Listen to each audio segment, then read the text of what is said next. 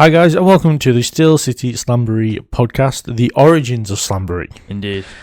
With, obviously, me and Ewan, as usual. Yeah, same hosts. Like, literally, for the majority of the time, we are the hosts of the show. Yes. But not the entire time. But the majority of the time. Yeah. It is part 4. Yeah, we did 3 more versions of this. Yeah, so if you haven't watched those, go watch those. Yeah, they'll be on the channel. There's probably going to be a playlist, so... You could watch those after this. You could watch this and then watch those. It doesn't really matter. They're not specifically ordered. No. It's just the way we recorded them. So in today's part, what are we talking about in today's part? So we're going to talk about some of the worst booking decisions. Classic. Some what-ifs in wrestling. Yes. And what we would show casual fans, whether it's matches, storylines, feuds, all that kind of stuff. Yeah. Yeah, why not? Pretty much it's inspired by part of the Chris Landley and Sam Roberts podcast that they did recently. Hard not to be inspired in the wrestling podcast business by Chris Van Vliet. Oh, absolutely. The and goat. Sam Roberts, to be fair. I think Sam Roberts is underrated. Yeah, I would agree. Yeah, I would agree. Podcasts go. Yeah, and they're not like overly negative like the majority of other podcasts. Yeah, exactly. So I listen to them often. Yeah. So, bad booking decisions, is that part 1? Yeah, we can do that first. Would you like to start? Shall I start? It's hard not to, I think just like Goldberg's entire second run was just one big bad booking decision, in my opinion. I agree. I'm trying to like find stuff, I'm within my brain trying to find stuff that isn't really obvious. Yeah. Because I could quite easily sit here and go, well, they killed the Fiend off very quickly with the Goldberg stuff and then the Randy Orton stuff. Yeah. And like, I was a big fan of the Fiend. I absolutely loved it, but the fact they had him going after championships made no sense. Because why would he give a shit about championships? Stop making the Wyatts as a whole go after championships. I find any spooky character that isn't like an Aleister Black or I'm trying to think of somebody else who's like a spooky character that would go for a championship. Like Sting, Crow Sting would go for a championship, but these really spooky ones. Yeah, their motivation is people, not championships, right? They want to. Yeah, it's like, for example, Kane has actually done it right because he is kind of a spooky character who didn't really go for a world championship. No, that's true. And then when he did in 2010, it was to provoke The Undertaker. Yeah, he had a lot less championship reigns than maybe he could have given, like, how long he was there for. True, but then that kind of, in hindsight, kind of makes sense because why would he? He wants to cause havoc, not win gold. Yeah. Yeah, he's a little weird. Yeah. I'm reading some stuff recently when he's talking with Rob Van Dam. Rob Van Dam's just like this cool guy. And Kane's talking about his childhood and how he used to like kill mice and shit. Yeah, he's great. Anyway, that's a sidetrack, but yeah, I like starting recent, I've said this many times, Sami Zayn. Current Sami Zayn booking as a whole, I just hate him. Yeah, so as we're filming this, he beat Carmelo Hayes for the US title a couple of weeks ago. That was so it's the build to WrestleMania 42. Particularly bad decision, in my opinion. Yeah. But people don't like Sami Zayn as it is because he did a promo recently and he's like, oh, why does everyone hate me all of a sudden? What did I even do? And it's like the most whiny, heel way to look at things, but he's still a babyface. Well, I mean, I feel like I put it quite well. Where John Cena used to do those promos, where it was like, the people that want to walk with me, I'll do anything for you guys. Yeah. The people that don't, well, they just don't. I don't concern myself with those people. Yeah. Sami Zayn tried to do that promo and completely buzzed it up. Yeah, he just sounded like a massive arsehole. Yeah. I think the way the Money in the Bank has gone recently, how they've like gone towards established stars, or it's kind of slowly gone towards established stars. The Money in the Bank is specifically used to elevate stars, or at least I think it should be. Yeah, but then people, not me, because I hated this decision. Yeah. But the Naomi win was kind of what it's all about. Yeah. But I hate Naomi with everything I'm worth. Well, this is the thing. I think. Let me rephrase. I think the men's has gone to the wrong idea. Yeah, I think the Money in the Bank should be used to elevate stars for the first time. Naomi has already been that up there. Okay, no, I see that point. That's fair. Plus, I just hate Naomi. I never understood. So my thing was, I'm playing devil's advocate because I know people will come at you for Naomi. Yeah. I think there's people, I cannot stand her. Yeah. Like, she shouldn't have won that thing in the first place. No, I agree. There's a lot of great it should have been Julia. Match. It should have been Roxanne. Stephanie Vicario was in that. I would even give it to Rhea. Yeah. She doesn't need it. Yeah. But Naomi was my last pick, or maybe second to last. I don't know. Alexa Bliss is there as well. Yeah, true. But yeah, not great. But I think the men's Money in the Bank has felt like, I think the last person it massively helped was Damien Priest. Yeah. The last two we got were Rollins and McIntyre, and they just don't need it. They didn't. Rollins eventually made sense. In the moment, we were like a little bit annoyed. Yeah. In the grand scheme of things, Rollins was actually worth it. It turned out all right. So I didn't go on Twitter and moan about it and get really angry because it worked out really well. Yeah, McIntyre's was a complete waste. Yeah, I agree. But to be fair, I think the Money in the Bank win, and this is a few years back, but the Money in the Bank win that made absolute no sense at all was Brock Lesnar. Oh yeah, absolutely. Brock Lesnar does not need that. Yeah, absolutely ridiculous. But yeah, I think, you could have had an Andrade win that. I think Sami Zayn was in the match. Yeah, Finn Balor was. Did Sami Zayn get taken out and that's who he was replaced? Maybe, yeah. But I think this year, as we go in, Money in the Bank's in September this year, but they really should look at putting it on like a Dom. Hayes. Yeah, Carmelo Hayes, Dom, maybe Ilya even, Rob Breaker maybe. Like those kind of people who haven't necessarily been world champion yet, I think. Yeah, no, I agree. Like women's wise, you've got like Lyra, Roxanne. Yeah. Those kind of like. There's you have all the ingredients you could need to make Money in the Bank work. Yeah, it's just a case of execution. I think two of the best female Money in the Banks were Io and Tiffany. They both, and neither of them had held a world title. I think up until they'd cashed it in, and I think they worked really well. So yeah. Same with Damian Priest. I think he was a great Money in the Bank, and obviously he hadn't held a world title before. So go back to that. Yeah. I think as far as like overall booking, the tag team division, it's crap at the minute, isn't it? It just isn't. There has to be a tag title on the line at Mania at least. You'd think. Yeah, they're on the show. They're doing the celebrity show, which to be fair, I don't hate. Yeah, that they're on it. Yeah. But it's. I don't know. What I preferred it had just been the Usos versus the Vision in the street fight done at WrestleMania. Yeah. Absolutely. Yeah. If we want to get Speed involved, it's fine. It's not as if he's taking up an important position. Mm-hmm. And this is the part where people start typing, but Pat McAfee. No. Yeah. Okay. Like, I know Pat was involved importantly in WrestleMania. Yeah. But I don't think he's going to be physically involved. Yeah. Like in the like he might do like the pulling of the leg. Maybe think distractions. People think he's like going to be so much more involved in that than he's going to be. Yeah. And the thing is that because this is going out in like probably closer to June, people are going to know they will see. Much he got involved. Yeah. This is actually cool because we can watch these when they come out and be like, "Oh, we were just right about everything," or maybe we were wrong about everything. We don't know. Maybe we were wrong. Yeah, a slight little bit tiny little footnote that we were wrong. Yeah. But no, the tag team division, it's a case of like when we're not using the profits, especially. Yeah. It's like, well, why? All they have to do is wrestle. I know. I'd much rather have the profits have those titles than Priest and Truth. I can tell you that for free. Yeah. So, and then even then, like I feel like they could have probably turned the New Day face again by now. Yeah. Because the heel thing hasn't worked clearly. No, it hasn't. It's not very good. They could have quite easily just. Remember what they did with John Cena? Just got right, we were wrong. Yeah, exactly. I think there's a story to be told with the face New Day mentoring Siobhan Evans. I think, to be honest. Yeah, that's fair. But I don't know. It seems like they're going that way with Kofi. Where it's I hope so. And then, it's just going to be one of those things. Yeah, I apologize for any sound that may have interfered just there. I don't know. Like, lost my train of thought. The 6-man tag at WrestleMania. Yes. Could they have not just, even if it's a 6-man tag, could they not just put the belts on the line and say, if the Usos team win, they win the belts? Oh, because that wouldn't make any sense. They've done 6-man tags over the WWE Championship before. I know. So I know that's a silly idea, but at least it adds like some actual like intrigue into the match because like the only thing I'm interested in that match is how good Speed is in the ring as sort of a curiosity, type thing. But I don't really care about the result, to be honest. Yeah, that makes sense. But we will have talked about this more in depth in our WrestleMania podcast that came out the week of WrestleMania. That's right, yeah. Still with past stuff. Yeah. One thing that I think people don't talk about enough, especially like well in the past, like in the early 2000s, was the fact that Eddie never beat Rey Mysterio. Yeah.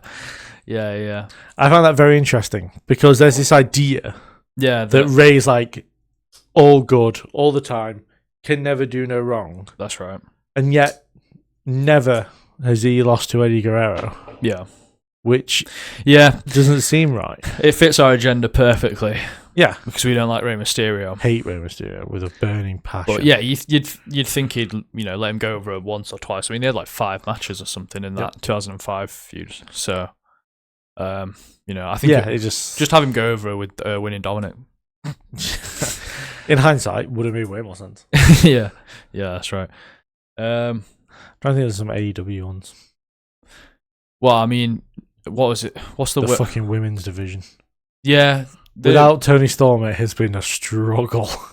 Yeah, it doesn't feel as many star players in the women's division. So in AEW. When I do my DK wrestling results articles, I put graphics together for each show. Yeah. Trying to put the women, like I try and even it out, so there's at least one woman on each one. Yeah. Because I am a big advocate of women's wrestling. I've made that no secret. Yeah, of course.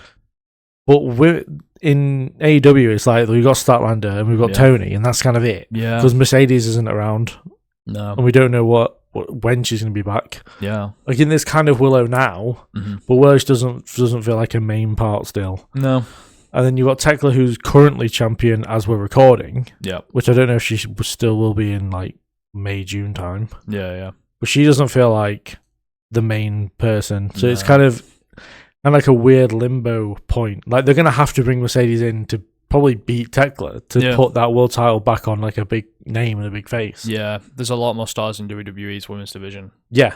Like, you can put it on a plethora of people and it would feel correct. Whereas AEW, we're kind of in a situation where it's kind of weird right now. Yeah. No, I agree. Also, bad booking, putting Christian back with Copeland was a fucking terrible. Yeah, he hates that. They may or may not win the tag titles on the night of I'm so split. Recorded. I really want Christian to be a champion again. Yeah. Not with that bum. That bum who, if you've watched any of the others of these, he talks about Tons as being one of the guys who got him into wrestling. Edge was, yeah. Yeah. Adam Copeland is. Oh, that's fair enough. Should we move on? Yeah, sure, we can move on. What's the next? What ifs? What ifs in wrestling? Okay, yeah. So I've got a much better one here. I've just thought. Again, I'm going to try and avoid the obvious ones. I mean, you can go for them if you want. But would WWE have got to its peak in 23-24 if AEW had never existed? This is a massive question. I don't know. Or more on like what happens if AEW just doesn't happen. I mean, you don't need to call me a moron. You are. That's why I slipped it in there. No, if AEW doesn't get made, yes, obviously none of WrestleMania 39 and 40 don't happen the way that they've had. Like Cody wouldn't. Oh, so Cody doesn't become the star. So Cody doesn't be the person he is in AEW. No. Therefore, doesn't become a star in WWE. No, he doesn't. Okay, now I see where you're going with it. Yeah, that's like your main thing, and then a lot of WWE success doesn't happen because of that as well. CM Punk doesn't come back. No. CM Punk probably stays gone. Yeah, he'd never come back. AJ then stays gone. His hatred for AEW became so large he went to WWE to fuck him over. Yeah. I think. Maybe. I think parts of it, yeah, but then they would have. I mean, wasn't the original plan going to be Seth to defend Roman anyway? I mean, yeah, and I feel like so. It would have just been Seth. It would have been okay but it misses like the crucial part of that Roman and Cody story is that Cody's never won the title before, and he's finishing the story for his family. Yeah, no, that's true. So, yeah. I think no, you might be right. It's a big one. That's one of the biggest ones. Something where you didn't mention this the first time we recorded it. No, I didn't, and this is a great one. Mine are much lower leveled than this. Yes, that's why I thought I'd start with it. Premier. That's fair. But go on, you can try and beat that. No, I'm not going to do that. It's a simple case of because mine are kind of superstar specific, and people that like should be stars for whatever reason haven't been. There's plenty to pick from. Santos Escobar might be he wasn't even NXT champion. Yeah, I'm not sure if anyone listening to this would relate to us as hard on this though. Oh, we love Santos Escobar. Yeah, universe mode, hey? And they just had him disappear. That's why we should play universe mode more. Yeah, we really should. Make people stars and stuff. Yeah. But I would have thought by now he'd at least been Intercontinental champion, maybe United States champion. Yeah. But he's actually only been Cruiserweight champion. Yeah, and he's missing now. Well, no, he's in AAA now, which is great. Like, I'm glad he's wrestling again. Yeah. But for a while, it was just like, well, he's going to turn on the NWO, and then we don't really know after that, and he's going to go sit at home for a bit. Yeah. And it was like, that's great. Well, I prefer if you did. Well, this thing, he came out after he turned on the NWO, and he cut a very good promo, and he looked the part, and he looked like a good heel. Yep. And then that went just like nowhere. He had a match on Survivor Series with Dragon Lee, which was actually a lot better than people remember, probably. Yeah. They probably don't remember that match happening on it's quite forgotten about, I would say. And they absolutely cook in that match. And I think Dragon Lee lost and yet ended up becoming more important. Yeah. And it just annoyed me. Because Santos Escobar was around when NXT turned into 2.0. Yeah. You just make him champion then. I know that Bron Breakker was the guy. Yeah. But like the build to Breakker actually getting it, it's just like it's Santos, ain't it? Yeah, that's fair. No, that's completely fair. But instead he was feuding with bloody Tony D'Angelo. I think I'll play advocate for a lot of fans is what happens with Jeff Hardy if he keeps himself clean and he is the model superstar and he's as over as he is.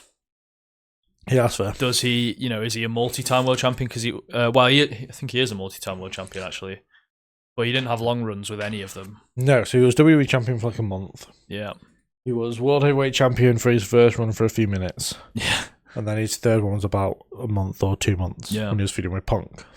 Would they have capitalized on that? Or probably. You think so? Do you think it's his? You think he fucked himself completely? Well, he was supposed to win Money in the Bank. Punk wasn't supposed to have two. Yeah. The WrestleMania 20. Oh no. Yeah, it's WrestleMania. Yeah. Yeah. 20, no. I thought he was supposed to win the one that Kennedy won, but it's the one after that he was supposed 25, to win. 25. Yeah. No, 24. Kennedy won 23. Uh-huh. He was supposed to win 25 then.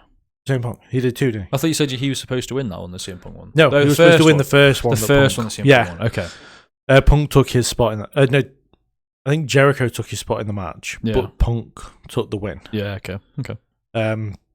We got there eventually.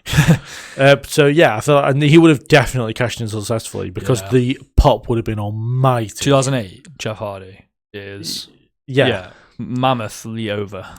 Yeah, he 2008 Jeff Hardy's like 24 Jey Uso. Yeah, is ridiculously over. Yeah, 2014 Daniel Bryan. Yeah, like he's that level. So yeah, I think that's an interesting one. I have one, and I've forgotten who was talking. Chris Van Vliet actually brought this up. Yeah, I can't remember who he was talking to. Okay, I don't think it was Sam Roberts. Mm-hmm. But he asked whether or not, if The Rock hadn't have gone to Hollywood, would he hold the record as the World Championships? Because he had like 8 in only like a few years. Yeah. I think it's definitely an interesting thing. It's whether they'd want him to hold that record, I guess. I mean, but you have to imagine, but then at the same time, if Rock doesn't go Hollywood, he doesn't become the mainstream. No, that's true. Yeah, is. Therefore, they probably wouldn't put the world title on him as much. No, but still, you have to imagine that he'd definitely be a main eventer for the rest of his time. Yeah, he'd get into the double figures. Dropping him out the main event would never have happened because even when he started to become part time, whenever he came back, he's straight in the main event. He came back and faced Stone Cold at WrestleMania and Goldberg at Backlash, and he's main evented Backlash and obviously John Cena and CM Punk.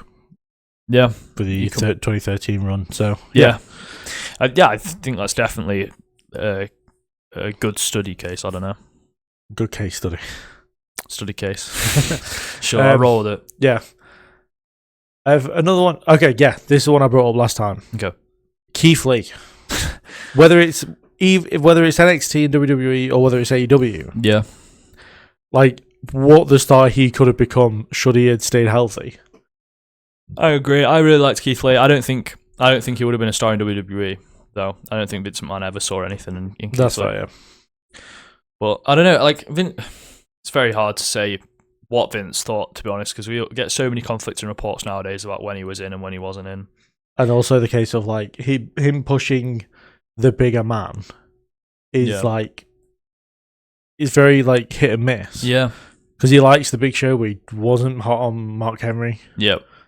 He that just sounds racist. That I mean, he might have that in his blood. I don't know. I mean, you have to assume. But it's like that case of he only pushed certain big guys. Carly got pushed, but then others didn't. Yeah.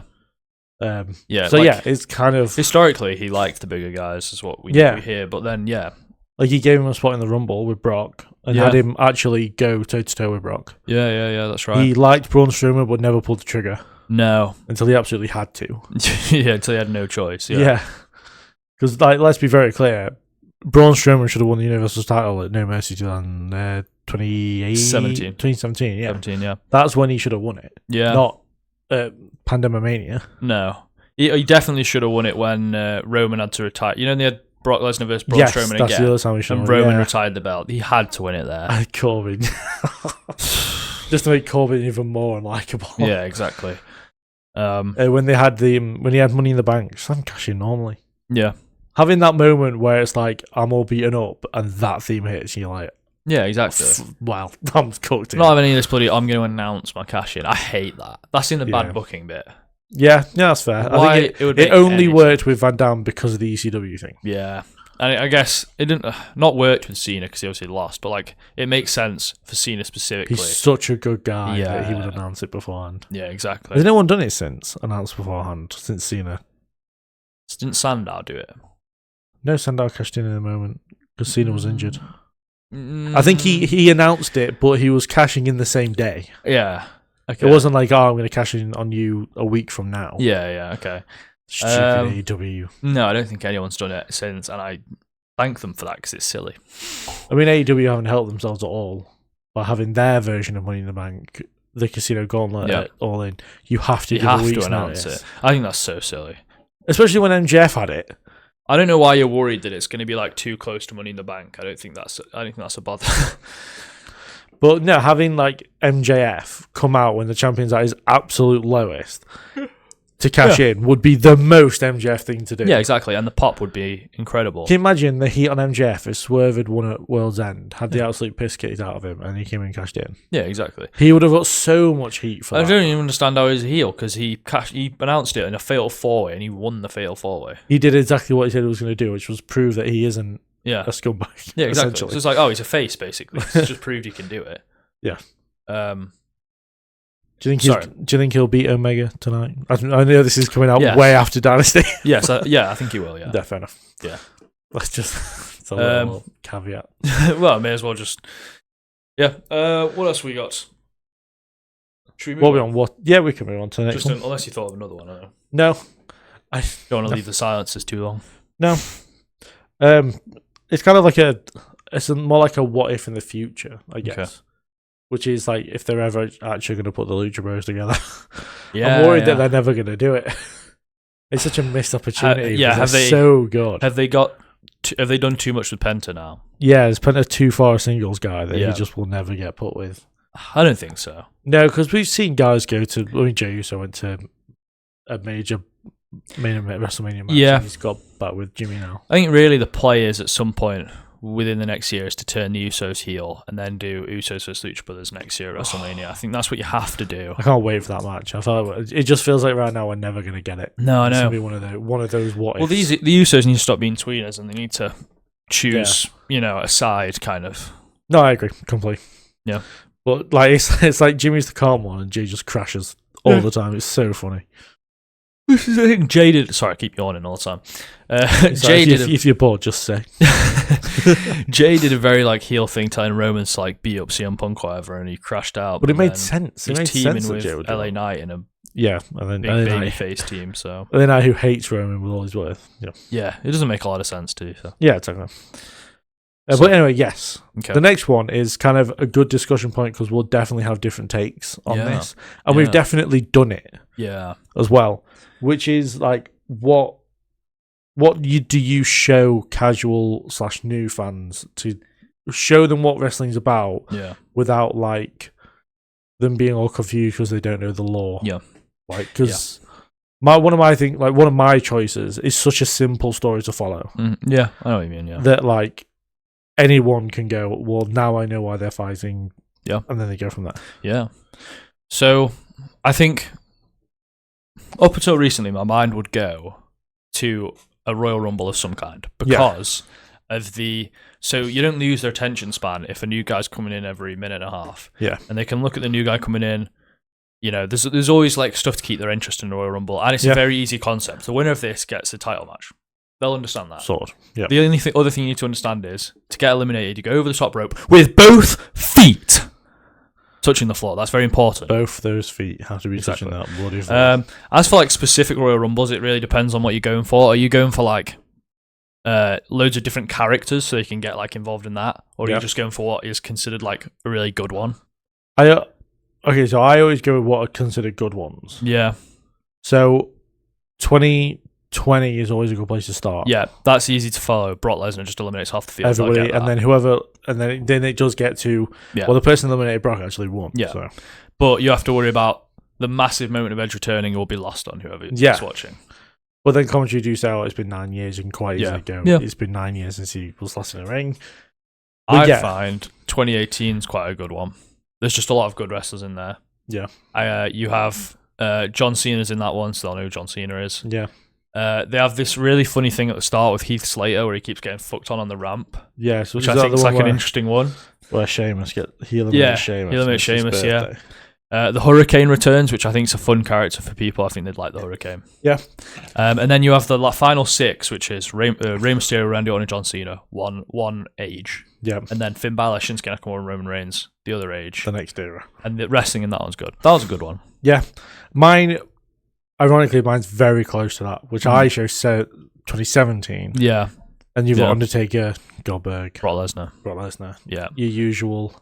You've got the moment of Enzo coming out when Brock Lesnar's laid out everybody. Yeah. So, two good very rumbles. Similar rumbles. Yeah. For all the same reasons, pretty much. Yeah. As for other matches, I always go 2007. Royal Rumble, yeah. Yeah, that's fair. So, other matches. So, I think Undertaker vs. Shawn Michaels, 26, not 25. 26. Running up that hill. You show them the package, it's easy. There's a career on the line, there's a streak on the line. They're obviously older, so this is a long time coming. Yeah. That's a very easy story to follow. So, the person that I show all my stuff to is my good friend Ellie, who you will have heard on this channel by now. Crazy. Because we do the outside perspective together. That's right, yeah. And I showed her just the video package for Shawn Michaels versus Undertaker. Yeah. Running up that hill. Yeah. She was livid that Michaels didn't win that match. It's understandable. But it shows just a package by itself. I should have at that point probably just shown her the match. But that's my bad. Yeah. Yeah, it's it's an incredible package. Now, I know what you're going to say. What? For one of your matches. So I feel like you should just go and... Oh, Edge and Matt Hardy from SummerSlam 2005. Yes.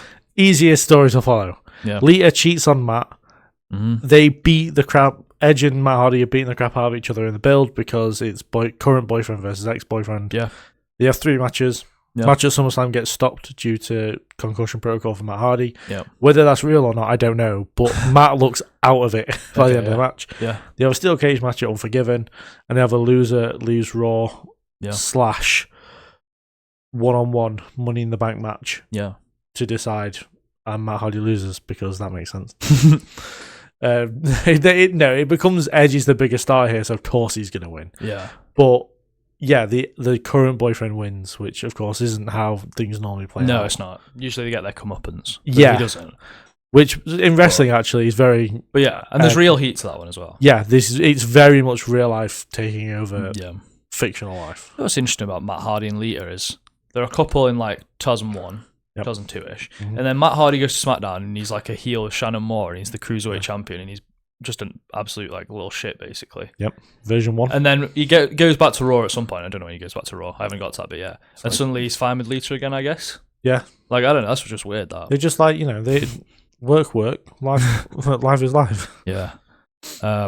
God, Matt Hardy's he faces Brock Lesnar about 10 times in 2002 and 2003. I don't know why he's doing that to himself. Because he's feuding with they're all feuding with the Hardys. It's Brock Lesnar and the Hardys. No, but he faces him loads when he turns heel on SmackDown as well. And when Brock Lesnar's a face. Yeah. Is there any more matches? I mean, there's plenty. You could always show an Elimination Chamber as well. That goes along with Chambers are quite good to show. One with my mate Nathan.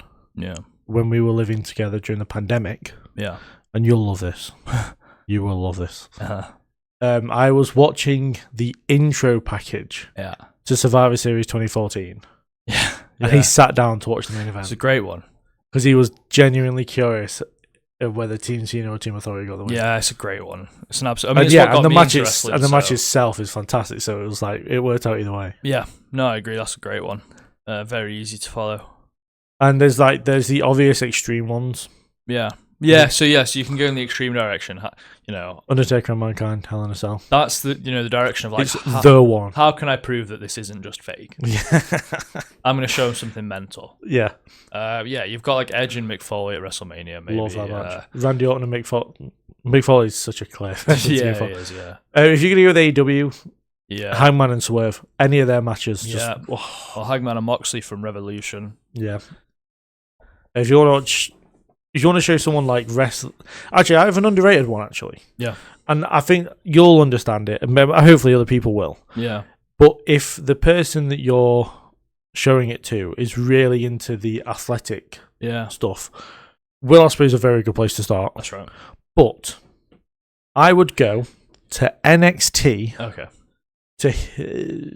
To Heat Wave. Mm-hmm. It's Kalani Jordan and Sol Ruka's first match. Because there's a lot of flipping around, gymnastic-y type things. So for the female audience, maybe even specifically, that's probably quite a good one. I've seen some shouts online of like matches. There's one that I always see, which I don't quite understand, which is Rey Mysterio versus Kurt Angle from SummerSlam 2002. Oh yeah, so you watched Santa's up. That's what he's saying. I don't get that. I don't get that one at all. People are not going to... So the thing is because it's so short and it's so action-packed, that's why. People aren't going to care. They're going to get bored of it because there's no real story to it. No, that's fair. I mean, I watched it recently. It is a good match. I'm sure it's a good match. I just don't think you show a new fan it. I don't think they'd get that interested I think it's more the case of Rey Mysterio. Yeah, maybe. Because all the fans know who... Like, any new fan, old fan, casual fan, they know who Rey Mysterio is. Fortunately, yeah.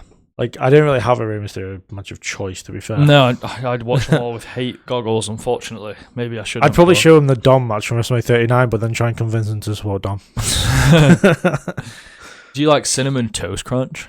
So I was fucking planted all over the ring. Speaking of. Yeah, that's right, yeah. Women's match is the interesting one, because I feel like there's like loads of ways you can go. Obviously, you can go with a Rhea match, because it's just Rhea. Yeah, exactly. EO, I mean, some people like Rhea's really like either some people's cup of tea or some people really aren't into that kind of thing. Yeah, so EO and Rhea from Evolution is probably the match of choice. If I was speaking to like Stan or or Harry, my mates, and I showed them a picture of Rhea Ripley, they'd think she's gross. They wouldn't want to go anywhere near her. Just disgrace. But then there's also some people that like fawn over her. But then on the flip side, if you show them Rhea Ripley and they go, and you throw them Tiffany Stratton, and then they'd be like, this is great. Yeah, so then you show them like, I don't know, Tiffany winning Money in the Bank, for example. Money in the Bank's a very good match. You can get people in. Yeah, that's true. There's a briefcase. And that one is guaranteed a title match. But and that's a good Money in the Bank, the one that Tiffany won specifically. Yeah, the women's one tends to be better than the men's. Or there was for a few years. Yeah, okay. Yeah, but he does have a bias towards the women. Yeah. I call it how I see it. Fair enough. AEW women's matches, probably, it's hard not. Tony Mariah, Hollywood Ending, that's what he's going to say. It actually was. I was going to go Statlander. I was going to go Statlander and I thought he was going to go Statlander and Willow from All Out 2024. Statlander and Monet, either of those matches are good. Yeah. So, yeah. Watch away. Yeah. But yeah, there's loads of things. I mean, obviously, it all depends. You know, if you've got a really good friend who's a massive misogynist, you could watch the Bra and Panties Gauntlet match from New Year's Revolution. Right, yeah. 2006. Yeah. There's something for everyone. There is, and that's what makes this so great. Yeah, that's what makes wrestling so fun. But yeah, do comment below some of your choices of like matches that you show non-wrestling fans. I'm interested to see what other people show others. Yeah, I agree. Yeah, let us know. But yeah, that's kind of it as far as talking points go. That's all we got. Yeah, that's all we know. So this is going to be like probably May, June time because it's the fourth one out of 4. Yeah. So there's just a lot of stuff before this. We talk about personal preferences. We talk about how we fell in love with wrestling. Yeah. We talk about which types we prefer, which was controversial because we just absolutely shout on like technicians, real technicians. Like if you love Bret Hart, you're gonna hate us. Yeah, that's true. Yeah. But yeah, there's also lots of other stuff. We do Slambroee showdowns where we guess the pay-per-views based on matches. We've done that. We did make bracket ones, but they were hard to edit on my side, and they went on for a bit of a while because it wasn't as easy as people have made them out to be. That's fair, yeah. But there's also the outside perspective, which I have talked about already, where me and my non-wrestling fan friend Ellie are watching documentaries or watching wrestling in general and kind of just talking about it afterwards from a non-wrestling fan's perspective and a die-hard wrestling fan's perspective. So there you go. Yeah, lots of stuff coming up on the channel. Pretty much because Ewan's away. We mention it every time we've done one of these. We didn't this time. But just in case you don't know. In case you don't know, Ewan's away, so we've archived content for while he's away. Yeah. So yeah, thank you very much for listening along. Yeah. Go and subscribe to this channel here where the podcast is on. Yeah. Subscribe to the Wrestling Retrospective, which is my channel by myself. Yeah. Is there anything you want to plug? Because you don't have a social media, so you just tell people to do activities. I want to plug that you should all hate on Arsenal. Yeah. Because Man City are winning the league. And I want you all to plug to hate on Spurs because Spurs are going down. Hopefully. Which they will or won't have by now. Actually. North London's falling down, hopefully. Yeah.